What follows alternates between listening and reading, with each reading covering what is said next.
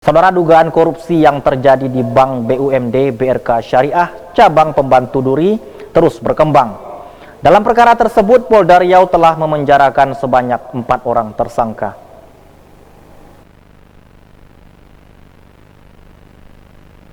Tim Subdirektorat 2 Tindak Pidana Perbankan Tipibang Direktorat Reserse Kriminal Khusus di Treskrimsus Polda Riau kembali menetapkan dan menahan 1 tersangka dugaan korupsi yang terjadi di Bank Badan Usaha Milik Daerah BUMD Bank Riau Kepri BRK Syariah cabang Pembantu Duri.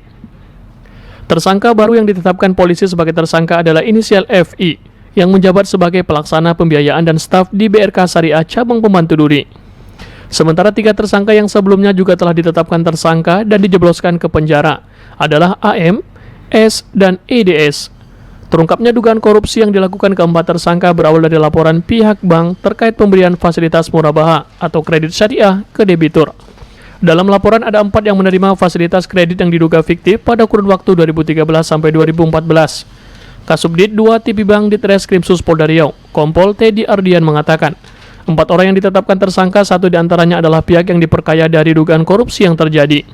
Untuk perkara korupsi Bank BUMD milik pemerintah daerah Riau, kita sudah menetapkan 4 orang tersangka, yang mana 1 tersangka sudah kita serahkan kepada JPU untuk selanjutnya dilakukan penuntutan. Sedangkan 3 orang lagi saat ini prosesnya adalah pemenuhan P19 oleh JPU dan akan segera kita kirimkan kembali berkasnya untuk diteliti oleh JPU.